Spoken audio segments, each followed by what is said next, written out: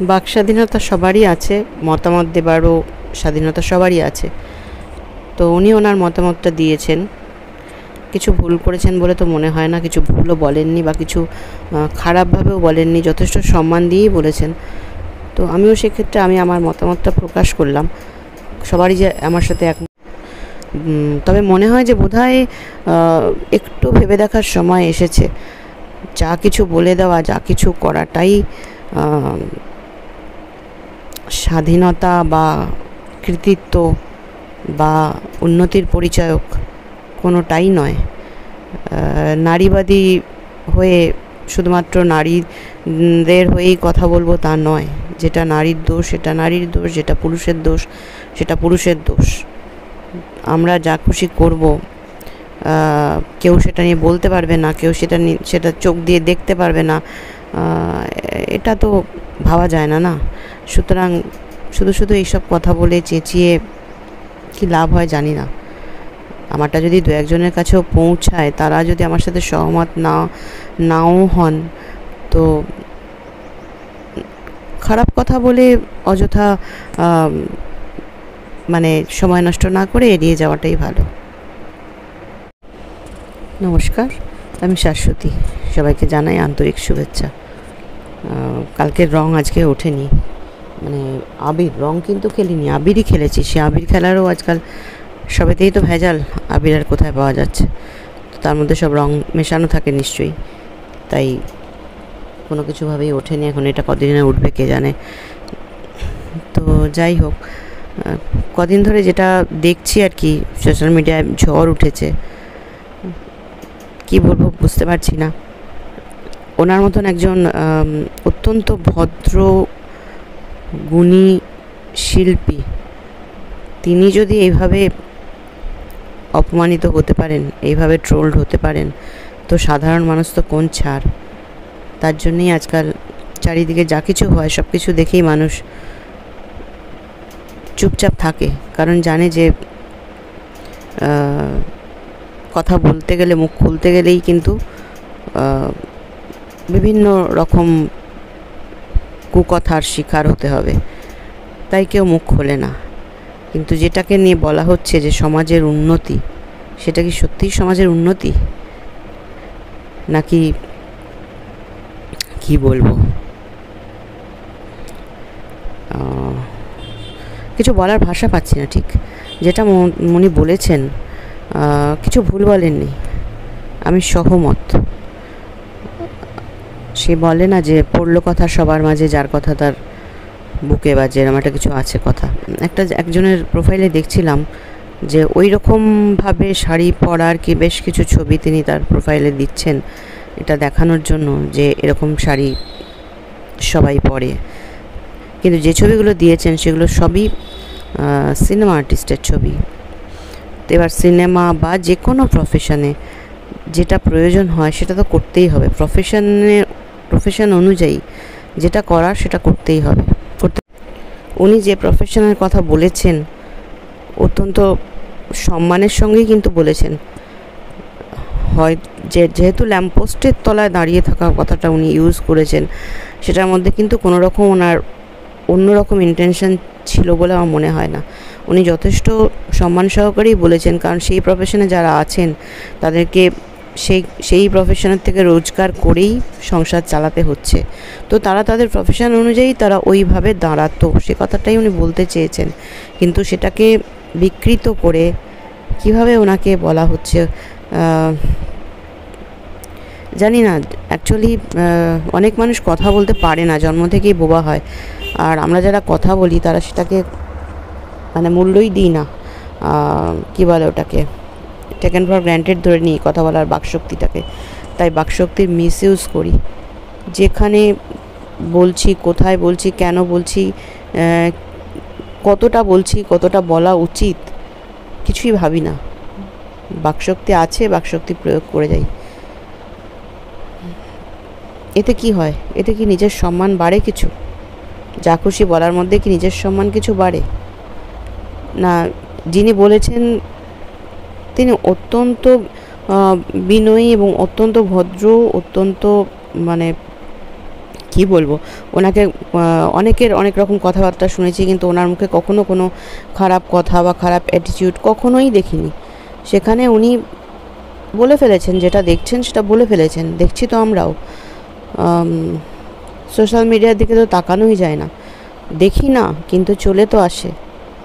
এবার বলবেন যে দেখেন বলেই চলে আসে, না, একটা হয়তো কোনো কারণে চলে এলো, তারপরে এরকম চলে চলে আসতে থাকে, কিন্তু তার মানে সেটা দেখি তা নয়, দেখি না। কিন্তু যতটুকু দেখি তাতেই চোখে পড়ে যে এই সোশ্যাল মিডিয়াটা তো অনেক ভালো ভালো কাজে আমরা ইউজ করা যেতে পারে, করছেনও অনেকে। অনেকে এখান থেকেই সংসার চালাচ্ছেন, কত খেটে খুঁটে সারাদিন ক্লান্তির পরে ব্লগ বানিয়ে তারা করছেন, রীতিমতো রাত জেগে এডিট করে ছাড়ছেন, কারণ এটা ছাড়া তাদের কোনো উপায় নেই।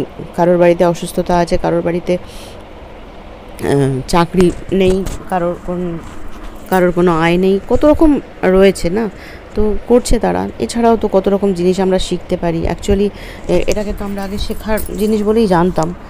এখান থেকে যদি রান্না শিখতে হয়, সেলাই শিখতে হয়, যা কিছু শিখতে হয়, মানে গাড়ি চালানো পর্যন্ত এখানে শেখা যায়, সেটাই জানতাম। কিন্তু তারপরে যখন থেকে কোভিডের সময় থেকে অনেকেই এটাকে নিজেদের ডেইলি লাইফ দেখাচ্ছেন, চাকরি অনেকের চলে গেছে, সেই জন্য সেইভাবে এখানে এসে তারা খেটে খুঁটে পয়সা আয় করছেন।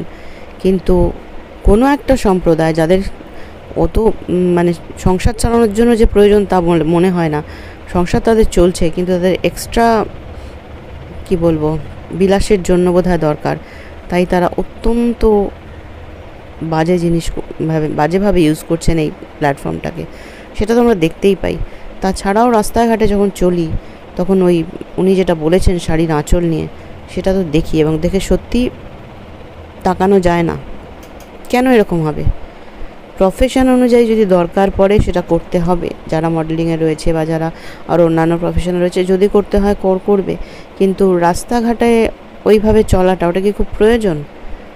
নাকি ওটার মধ্যে কোন রুচির ছাপ রয়েছে? মানে ওটাকেই বলছে স্টাইল। আগেকার দিনে দেখেছি, আমার নিজের দিদিরা ছিল, যখন মেয়েরা একলা পড়াশুনো মানে মেয়েরা পড়াশুনোই করতো না, একলা চলাফেরা তো দূরের কথা।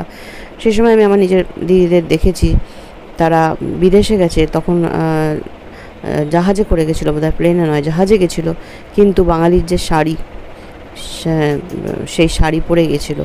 তো সেটা কি তার স্টাইল ছিল না? তার নাম তো কাগজেও বেরিয়েছে, সবই বেরিয়েছে, নাম করলাম না।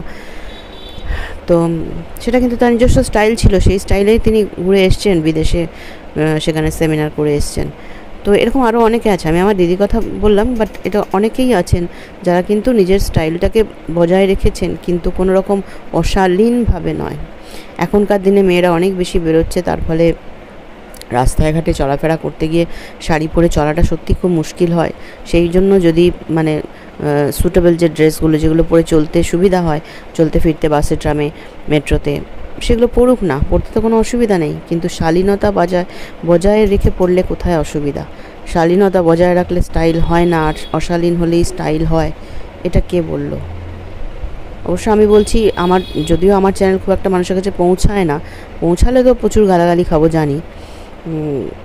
ওই বলে না, যার কথা তার পড়লো কথা সবার মাঝে, যার কথা তার গায়ে বাজে, সেরকম ব্যাপারটা হবে।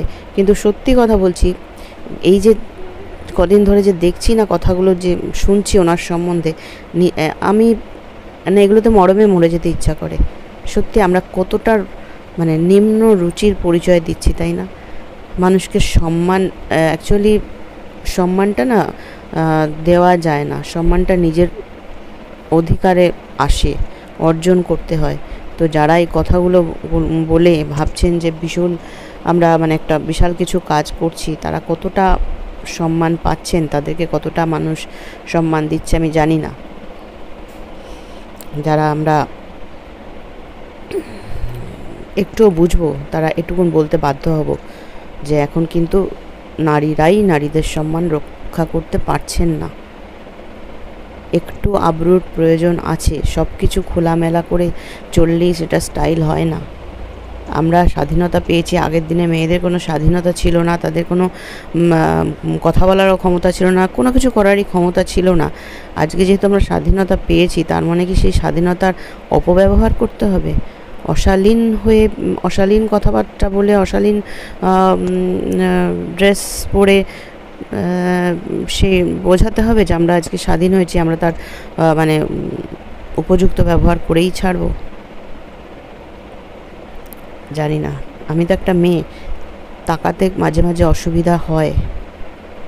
এমন এমন ড্রেস দেখি, সত্যিই তাকাতে অসুবিধা হয়, যেটা কোনো প্রয়োজন নেই। আমি যদি সিনেমার ওই পর্দায় দেখি তখন আমার খারাপ লাগে না, কারণ আমার মনে হয় যে তাদের প্রয়োজনে তারা করেছে, তাদের হয়তো রোল অনুযায়ী তারা করেছে। কিন্তু যখন রাস্তায় ঘাটে দেখি চলতে ফিরতে, সাধারণভাবে সাধারণ চলাফেরার মধ্যে যখন মানুষকে দেখি এরকম করতে, তখন সত্যি ভাবি যে কি এটা কি আমাদের সমাজে কতটা উন্নতি হচ্ছে, কতটা ছাপ রেখে যাচ্ছে যারা আজও বাচ্চা রয়েছে, 12-13 বছরের যারা রয়েছে, ছেলেই হোক বা মেয়েই হোক, তারা কি দেখছে, তারা কি শিখবে?